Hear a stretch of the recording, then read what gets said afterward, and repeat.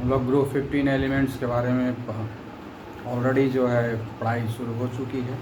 तो group 15 elements के बारे में पढ़ाई किया है पहले, और उसी को हम लोग आगे बढ़ाएंगे। तो कल हमने दो प्रॉपर्टी पढ़ा था, रेडियस पढ़ा था, साइज़, और दूसरा चीज़ हमने इलेक्ट्रॉनिक कॉन्फ़िगरेशन के रूप के लिए पढ़ाई की थी। तो आज जो है हम लोग नेक्स्ट जो है एटॉमिक प्रॉपर्टी पढ़ेंगे, जिसको हम लोग बोलते हैं आयनाइजेशन एंथैल्पी। ठीक है, आयोनाइजेशन एंथैल्पी, आयोनाइजेशन एंथैल्पी। ये आयनाइजेशन एंथैल्पी क्या है? It is the energy required to remove the electron. It is the energy required to remove the electron. क्या है? Energy required to remove the electron from the outermost orbit. यही है outer most orbit. जब कोई atom gaseous state में होता है ना, जब कोई एटम गैसियस स्टेट में रहेगा, उसमें उसके आउटर मोस्ट ऑर्बिट से इलेक्ट्रॉन को रिमूव करने के लिए जितना एनर्जी को हम देंगे, सप्लाई करेंगे, उसको हम लोग आयनाइजेशन एंथैल्पी बोलते हैं, है ना। इसको हम लोग शॉर्ट में क्या करते हैं? IE। शॉर्ट में क्या इसको बोलते हैं? IE, ionisation enthalpy. ठीक है। उसके बाद इसका जो अब है कि इलेक्ट्रॉन जो निकालते हैं हम लोग आउटर मोस्ट ऑर्बिट से, तो आउटर मोस्ट ऑर्बिट में तो एक से ज़्यादा इलेक्ट्रॉन भी हो सकता है, और एक भी इलेक्ट्रॉन हो सकता है, और एक से ज़्यादा होगा। अगर एक से ज़्यादा इलेक्ट्रॉन है तो आउटर मोस्ट ऑर्बिट से जब हम इलेक्ट्रॉन को विड्रॉ कराएंगे, निकालेंगे, तो एक साथ सारे इलेक्ट्रॉन नहीं निकलता है, एक एक करके, 1 बाय 1। ठीक है ना। तो जो पहला इलेक्ट्रॉन हम निकालेंगे, सबसे पहला इलेक्ट्रॉन जो निकालेंगे आउटर मोस्ट ऑर्बिट से, जबकि एटम है, वो एटम है, वो न्यूट्रल एटम है, उसके आउटर मोस्ट ऑर्बिट से फर्स्ट इलेक्ट्रॉन जब हम विड्रॉ करेंगे, उस समय जो एनर्जी लगेगा उसको हम लोग बोलेंगे फर्स्ट आयनाइजेशन एंथैल्पी। ठीक है ना। तो ऑर्बिट टर्म क्या है? First ionisation enthalpy. ठीक है ना। ये क्या हुआ? Energy required to remove last, है ना, लास्ट इलेक्ट्रॉन। सबसे अंत वाला इलेक्ट्रॉन को निकालेंगे। सबसे अंत वाले इलेक्ट्रॉन को जो निकालेंगे तो फर्स्ट आयनाइजेशन होगा, फर्स्ट आयनाइजेशन एंथैल्पी होगा, और इसका एंथैल्पी है तो डेल्टा H ही होगा। तो एनर्जी का फर्स्ट आने से आई लिखते हैं, या डेल्टा H, है ना, डेल्टा H IE लगा दिए, या लिखेंगे डेल्टा IEH लिखेंगे। ये हो गया आयनाइजेशन एंथैल्पी। अब यहाँ क्या है? एंथैल्पी जो है, ये जो आयनाइजेशन एंथैल्पी है, ये हमेशा एब्जॉर्ब हो रहा है, एनर्जी हमको सप्लाई करना पड़ रहा है, तो ये जो है पॉजिटिव होगा। तो आयनाइजेशन एंथैल्पी क्या होगा? हमेशा पॉजिटिव होगा। ये भी याद रखना है, आयनाइजेशन एंथैल्पी हमेशा पॉजिटिव होगा। क्लियर? उसके बाद ये फर्स्ट आयनाइजेशन एंथैल्पी हो गया। तो ये जो फर्स्ट आयनाइजेशन एंथैल्पी है, उसको हम लोग जो है डेल्टा H1 बोलेंगे। फिर जो है सेकेंड आयोनाइजेशन एंथैल्पी होगा, सेकेंड आयनाइजेशन एंथैल्पी। ठीक है। तो ये क्या होगा? Energy required to remove the last electron from an atom. Atom के आउटर मोस्ट ऑर्बिट से निकालते हैं। अब ये क्या होगा? एनर्जी रिक्वायर्ड, है ना, लास्ट इलेक्ट्रॉन के को हम लोग बोलते हैं अल्टीमेट इलेक्ट्रॉन। अल्टीमेट इलेक्ट्रॉन किसको बोलते हैं? लास्ट इलेक्ट्रॉन को। Energy required to remove पेंटीमेट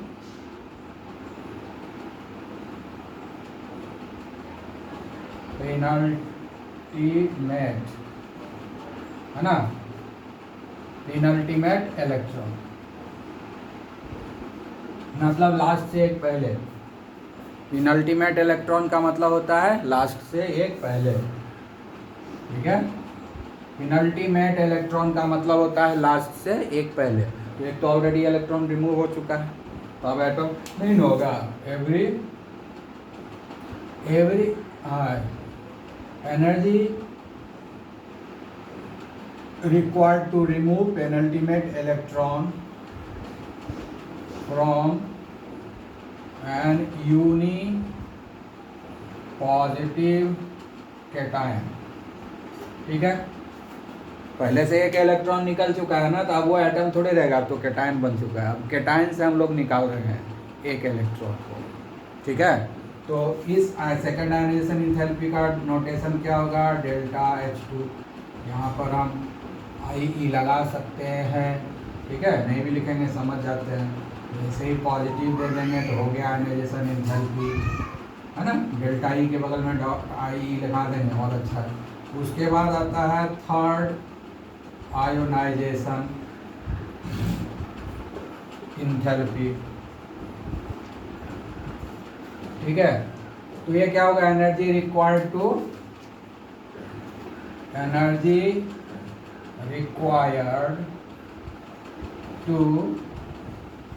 remove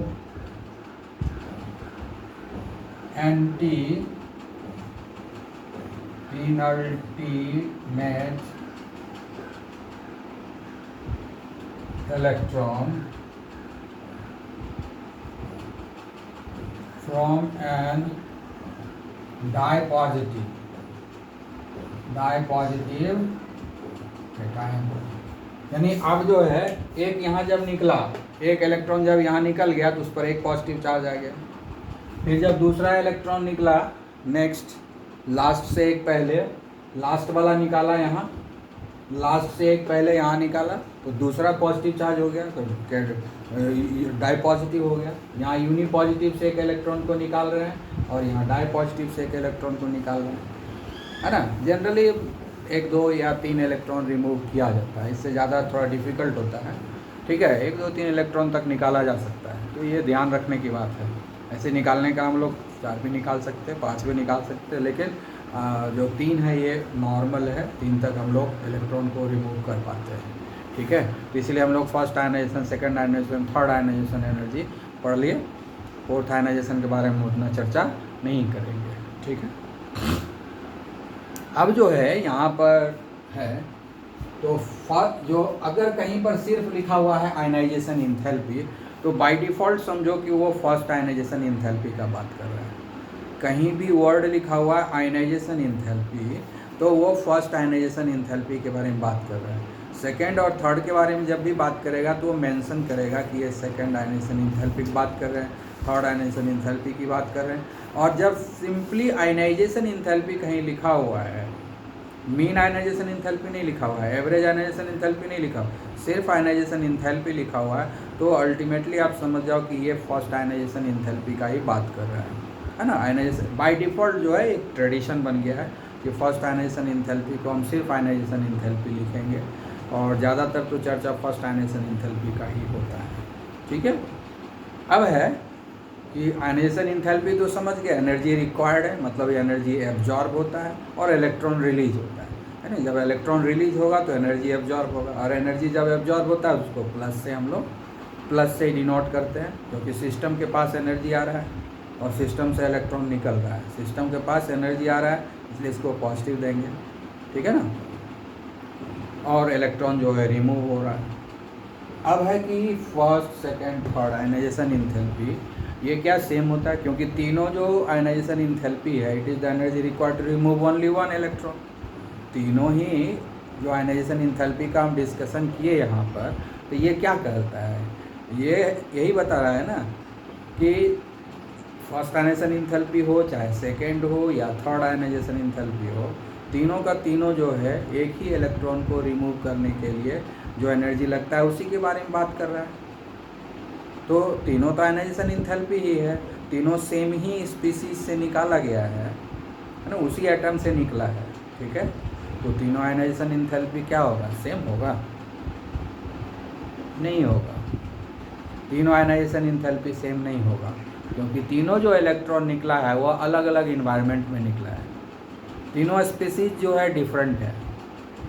3 बार जो इलेक्ट्रॉन का रिमूवल हुआ है, तीनों स्पीसीज डिफरेंट है, तीनों सेम है ही नहीं। सेम रहता तो तीनों आयनाइजेशन इंथैल्पी सेम ही होता। लेकिन समस्या ये है कि जब हम ये तीनों का बात करें तो तीनों तो सेम नहीं है। ठीक है ना? तो सेम क्यों नहीं है, ज़रा हम भी देख लेते हैं सेम क्यों नहीं है।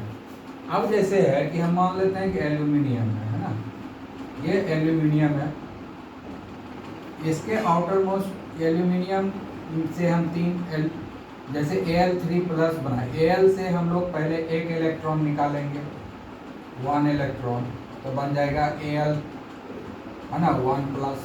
ठीक है, तो ये एल्यूमिनियम है और ये एल्यूमिनियम आयन है। ठीक है, फिर एक इलेक्ट्रॉन को हम यहाँ विड्रॉ करेंगे, तब बन जाएगा Al2+। फिर जो है यहाँ पर जो है और एक इलेक्ट्रॉन को विड्रॉ करेंगे, तब बनेगा Al3+। तो यहाँ पर जो इलेक्ट्रॉन निकला है वो न्यूट्रल एटम से निकला है एक इलेक्ट्रॉन। यहाँ पर जो एल्यूमिनियम, यहाँ जो एल्यूमिनियम से पहला इलेक्ट्रॉन, लास्ट इलेक्ट्रॉन जो रिमूव हुआ है, ये एल्यूमिनियम न्यूट्रल एटम है, इससे एक इलेक्ट्रॉन रिमूव हुआ है। तो उतना डिफ़िकल्टी नहीं हुआ इलेक्ट्रॉन को निकालने में, क्योंकि न्यूट्रल सब्सटेंस से एक इलेक्ट्रॉन को हम रिमूव किए, तो Al+1 में कन्वर्ट हो गया। ठीक है, यूनी पॉजिटिव चार्ज हो गया कैटायन। उसके बाद फिर अब एल्यूमिनियम आयन से निकाल रहे हैं ना, unipositive aluminium ion, unipositive aluminium ion से अब इलेक्ट्रॉन को हम लोग निकाल रहे हैं, एल्यूमिनियम से नहीं निकाल रहे हैं। सेकेंड इलेक्ट्रॉन जो निकाल रहे हैं वो एल्यूमिनियम आयन से निकाल रहे हैं, एल्यूमिनियम से नहीं निकाल रहे हैं। तो डिफरेंट हुआ कि नहीं स्पेसीज। तो यहाँ पर जितना भी एनर्जी लगेगा, अब एल्यूमिनियम आयन से निकाल रहे हैं, यहाँ पर तो पॉजिटिव चार्ज है और इससे हम नेगेटिव चार्ज को निकालेंगे, इलेक्ट्रॉन को निकालेंगे। तो पॉजिटिव और नेगेटिव में बहुत अट्रैक्शन होता है ना, पॉजिटिवली चार्ज सब्सटेंस से किसी इलेक्ट्रॉन को निकालना डिफ़िकल्ट हो जाएगा, क्योंकि दोनों के बीच में फोर्स ऑफ अट्रैक्शन है। तो इसलिए ज़्यादा एनर्जी लगेगा, ज़्यादा एफर्ट्स लगेगा, ज़्यादा एनर्जी लगेगा। इसलिए फर्स्ट आयनाइजेशन के कंपैरिजन में सेकेंड आयनाइजेशन एनर्जी जो है ज़्यादा हो जाएगी। फिर एल्यूमिनियम डाई पॉजिटिव हो गया, डाई पॉजिटिव एल्यूमिनियम कैटायन हो गया। अब उसको ट्राई पॉजिटिव एल्यूमिनियम कैटायन में कन्वर्ट करना है, तो हमको एक और इलेक्ट्रॉन रिमूव करेंगे। तो इस बार तो एक इलेक्ट्रॉन रिमूव कर रहे हैं तो 2 पॉजिटिव चार्ज है उसके ऊपर, 2 पॉजिटिव चार्ज एक नेगेटिव इलेक्ट्रॉन बहुत इफेक्टिवली होल्ड करके रखेगा, रिमूव होने नहीं देगा। बहुत डिफ़िकल्ट होगा रिमूव करना, है ना। पॉजिटिवली चार्ज स्पीसीज से नेगेटिव चार्ज को रिमूव करना बहुत डिफ़िकल्ट होता है, और इस केस में तो डबल पॉजिटिव चार्ज है और उससे एक नेगेटिव चार्ज को रिमूव करना है, तो बहुत ही डिफ़िकल्ट है। तो इसीलिए इससे भी ज़्यादा डिफ़िकल्ट यहाँ हो गया, तो यहाँ और ज़्यादा एनर्जी हमको देना पड़ा इलेक्ट्रॉन को रिमूव। जब डिफ़िकल्टी हो गई तो हम ज़्यादा एफर्ट लगाते हैं उसको सक्सेस करने के लिए, तो इसीलिए हम लोग को ज़्यादा एनर्जी। इसी कारण जो होता है ना, सबसे ज़्यादा जो आयनाइजेशन एंथैल्पी होता है थर्ड आयनाइजेशन एंथैल्पी, बीच में मॉडरेट में आएगा सेकेंड आयनाइजेशन एंथैल्पी, और सबसे कम होगा फर्स्ट आयनाइजेशन एंथैल्पी। ठीक है, तो अगर पूछा जाएगा, if you have been asked to compare between the first, second and third ionization enthalpy, then you will be saying that third ionization enthalpy is the highest one, that would be the maximum for that species. ठीक है, और it will be available in the order of ionization enthalpy. First ionization in increasing order if you arrange, then delta H1, then delta H2, then delta H3. ठीक है, तो ionization enthalpy का ये gradation होगा, ये याद रखना है आपको। ठीक है, आयनाइजेशन इंथैल्पी के लिए हम लोग क्या बात किए वो अभी हमने आपको बता दिया। ठीक है, तो यहाँ पर आयनाइजेशन इंथैल्पी का प्राय समझा दिया है, आपको समझ में आ जाना चाहिए। अब आगे हम लोग जो स्टेटमेंट देंगे उस स्टेटमेंट का आंसर हमने बता दिया है ऑलरेडी, ठीक है। तो स्टेटमेंट क्या होगा,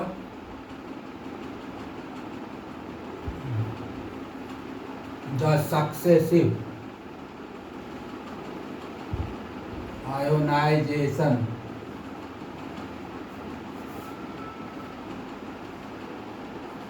enthalpies of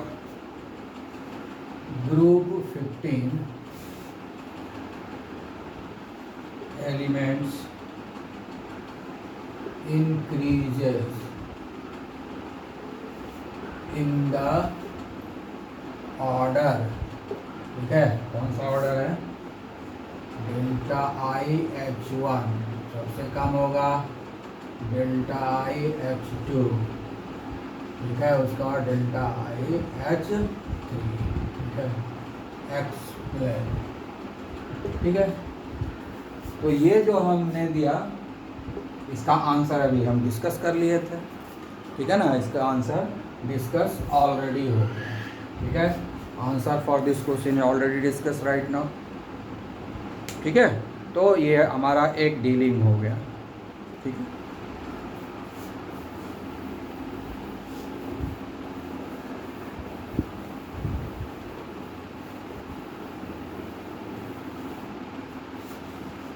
अब हम लोग आयनाइजेशन एंथैल्पी से जुड़ा हुआ दूसरा स्टेटमेंट पढ़ेंगे, ठीक है। तो दूसरा स्टेटमेंट क्या पढ़ेंगे हम लोग, the first ionisation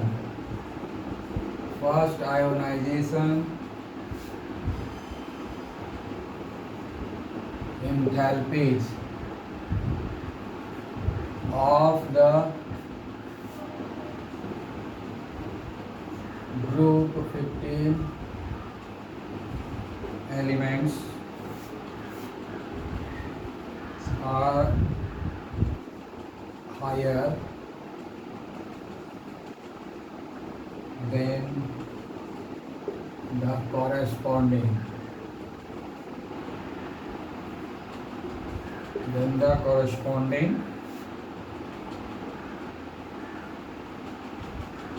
members of the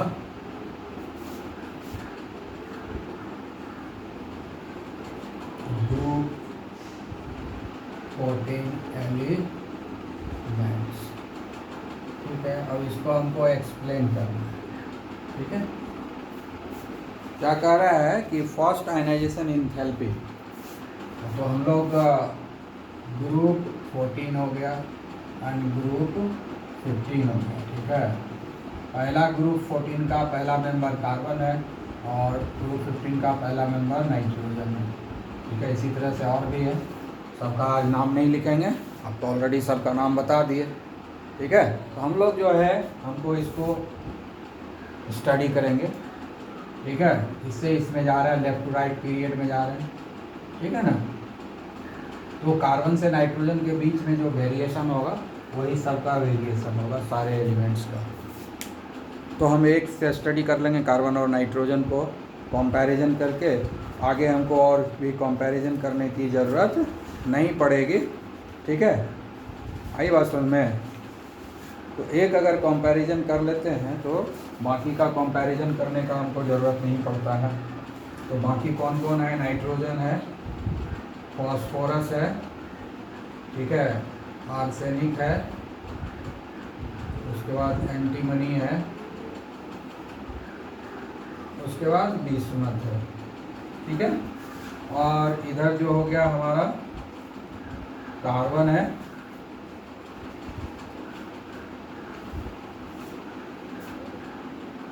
silicon हो गया, जर्मेनियम हो गया, टीन हो गया और लीड हो गया। तो ये सब है ग्रुप 14 ग्रुप 15 एलिमेंट्स है, इसको हमको कंपैरिजन करना है, ठीक है। इसी को कंपैरिजन करना है in terms of ionisation enthalpy, ठीक है। तो हम लोग जरा कंपैरिजन कर लेते हैं।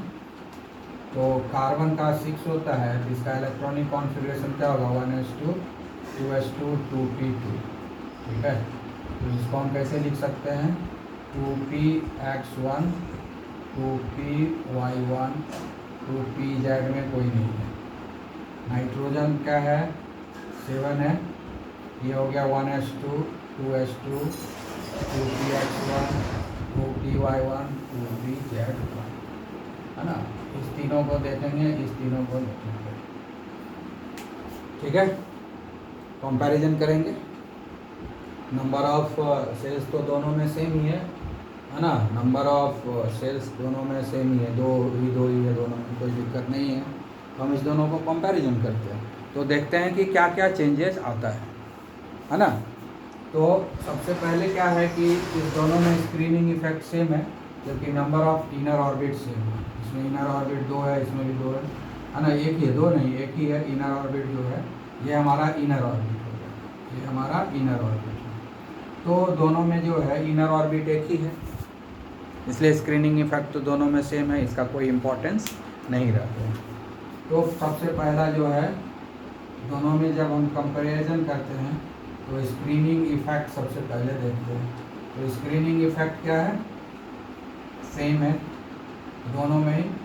ग्रुप 14 और 15 दोनों में स्क्रीनिंग इफेक्ट जो है सेम है। तो जब कोई चीज़ सेम है तो इससे तो कोई डिफरेंस पैदा होने वाला नहीं है, ठीक है। तो ये वो काम का चीज़ यहाँ पर नहीं रह गया जो कि डिफरेंस कुछ बता पाए।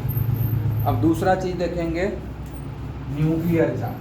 दूसरा चीज़ क्या देखेंगे, न्यूक्लियर चार्ज। न्यूक्लियर चार्ज क्या है, इसमें 6 प्रोटॉन है, इसमें 7 प्रोटॉन है, तो इसमें ज़्यादा हो गया। तो ग्रुप 14 में न्यूक्लियर चार्ज कम है, ग्रुप 15 में ज़्यादा है, ठीक है। ग्रुप 14 से ग्रुप 15 में न्यूक्लियर चार्ज ज़्यादा हो गया। ग्रुप 15 का न्यूक्लियर चार्ज ज़्यादा होगा क्योंकि उसमें नंबर ऑफ प्रोटॉन ज़्यादा है। उसके बाद आगे देखेंगे हम लोग साइज, है ना। उसके बाद क्या देखेंगे, साइज देखेंगे, या जिसको रेडियस बोल सकते हो, ठीक है। तो जब लेफ़्ट टू राइट हम लोग जा रहे हैं तो साइज भी डिक्रीज कर रहा है, पहले पढ़ा चुके हैं, क्यों डिक्रीज कर रहा है ये नहीं बताएंगे, ठीक है। तो ग्रुप 14 का साइज जो है ग्रुप 15 के कंपैरिजन में ज़्यादा होगा, ठीक है। तो न्यूक्लियर चार्ज क्या है, इंक्रीज कर रहा है ना।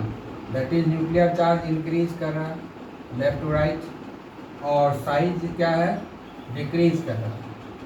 साइज क्या है, डिक्रीज कर रहा है। आई बात समझ में। उसके बाद जो है दोनों का इलेक्ट्रॉनिक कॉन्फ़िगरेशन देखेंगे। इलेक्ट्रॉनिक कॉन्फ़िगरेशन, इसका इलेक्ट्रॉनिक कॉन्फ़िगरेशन क्या है कि मोर देन हाफ फील्ड है। पी में कितना इलेक्ट्रॉन जाता है, पी में कितना इलेक्ट्रॉन जाता है 6, और यहाँ पी में कितना इलेक्ट्रॉन है 2 ही।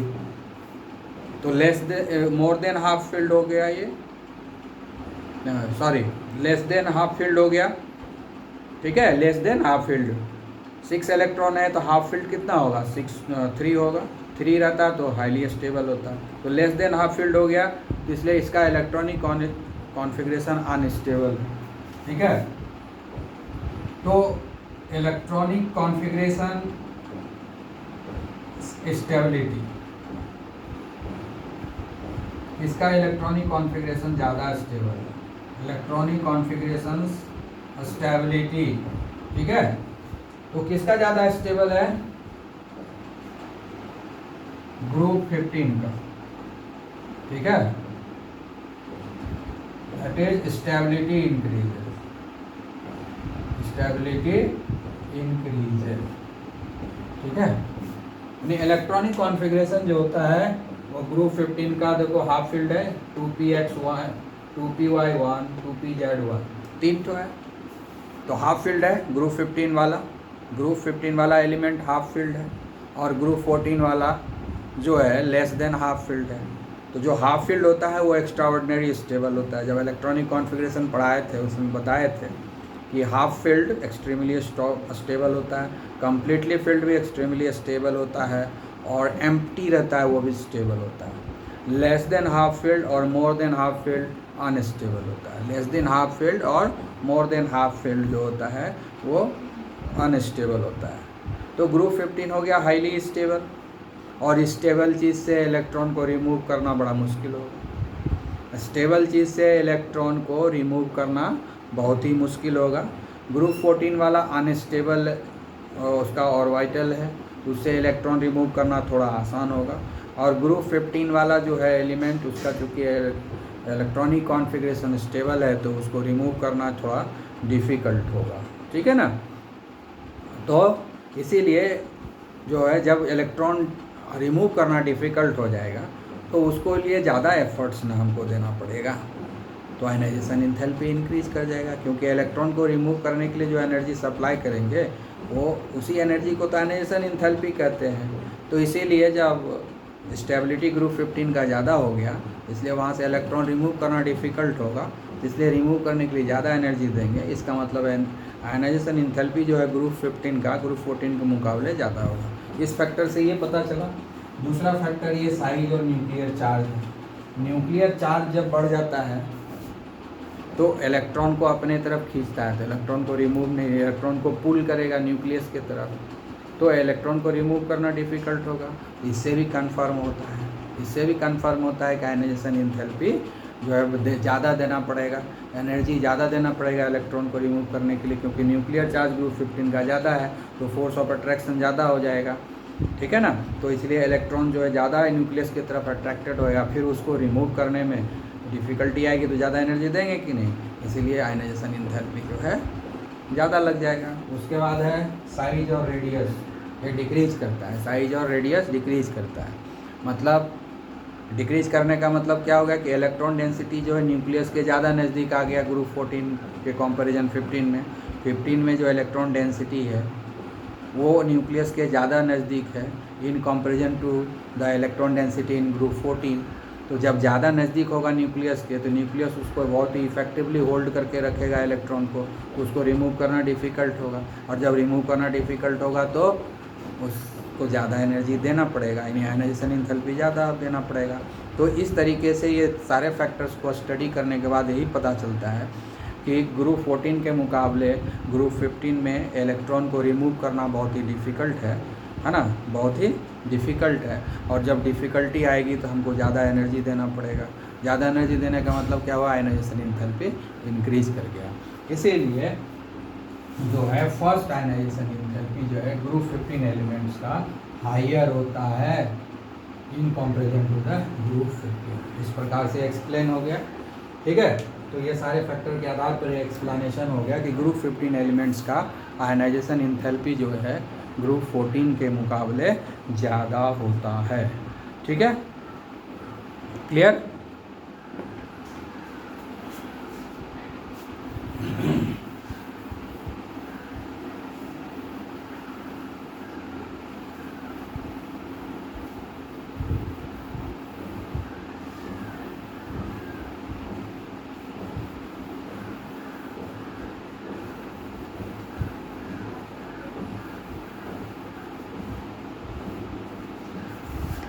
अब हम लोग पढ़ेंगे नेक्स्ट स्टेटमेंट, ठीक है।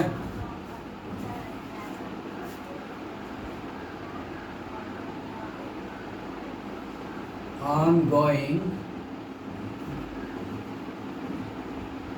down the group 15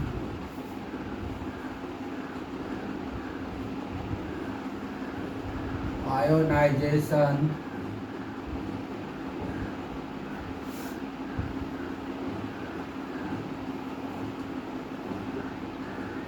enthalpies decreases, ठीक है, ठीक है। अब क्या बता रहा है कि ग्रुप 15 में जब ऊपर से नीचे आप आइएगा तो आयनाइजेशन इंथैल्पी जो है डिक्रीज करेगा। ग्रुप 15 में जब आप ऊपर से नीचे आइएगा तो आयनाइजेशन इंथैल्पी जो है वो क्या होगा,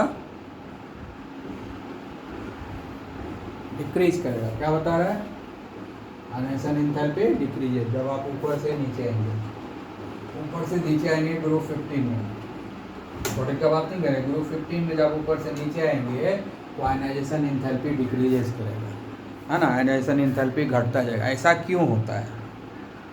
ठीक है, आयनाइजेशन इंथैल्पी क्या है पता ही है कि it is the energy required to remove the electron, यानी इलेक्ट्रॉन को रिमूव करने के लिए, और जितना डिफ़िकल्ट होगा इलेक्ट्रॉन को रिमूव करना उतना ज़्यादा एनर्जी लगेगा। तो हम देखते हैं कि ऊपर से जब नीचे आते हैं तो इलेक्ट्रॉन को रिलीज कराना डिफ़िकल्ट होता है या आसान होता है। ठीक है, वो क्या क्या फैक्टर होगा जब हम ऊपर से नीचे आते हैं ग्रुप 15 में, है ना। ग्रुप 15 में जब हम ऊपर से नीचे आते हैं तो क्या होता है? सबसे पहला चीज़ क्या देखते हैं कि स्क्रीनिंग इफेक्ट। स्क्रीनिंग इफेक्ट क्या होता है? इंक्रीज कर देता है। ठीक है, स्क्रीनिंग इफेक्ट इंक्रीज करता है। ऊपर से जब नीचे आते हैं तो नंबर ऑफ सेल्स बढ़ जाता है। कल हमने इलेक्ट्रॉनिक कॉन्फ़िगरेशन बताया था सबका। इसमें नंबर ऑफ सेल्स कितना है? 2 है। इसमें नंबर ऑफ सेल्स कितना है? 3 है। कल हमने इलेक्ट्रॉनिक कॉन्फ़िगरेशन बताया था सबका ना। आज भी लिख देते हैं। नाइट्रोजन का क्या होगा? नाइट्रोजन का क्या है? नाइट्रोजन का है 2s2 2p3, यही ना है। और फास्फोरस का क्या होगा? 3s2 3p3। ठीक है, आर्सेनिक का क्या हो जाएगा? 4s2 4p3। Outer most orbit का सिर्फ लिख रहे हैं क्योंकि लिखने सब लिखने का समय नहीं है। एंटीमनी का क्या होगा? 5s2 5p3। बीस्मथ का क्या होगा? आउटर मोस्ट ऑर्बिट का 6s2 6p3। यही तो इलेक्ट्रॉनिक कॉन्फ़िगरेशन होगा। ठीक है, ये इलेक्ट्रॉनिक कॉन्फ़िगरेशन तो देख सकते हो कि इसमें 2 इनर ऑर्बिट, इसमें 1 होगा क्योंकि ये लास्ट ऑर्बिट है। इसमें इनर ऑर्बिट 2 होगा, इसमें इनर ऑर्बिट 3 होगा, इसमें इनर ऑर्बिट 4 होगा, और इसमें इनर ऑर्बिट 5 होगा। तो जैसे जैसे टॉप टू बॉटम जा रहे हैं तो नंबर ऑफ सेल्स इंक्रीज कर रहा है।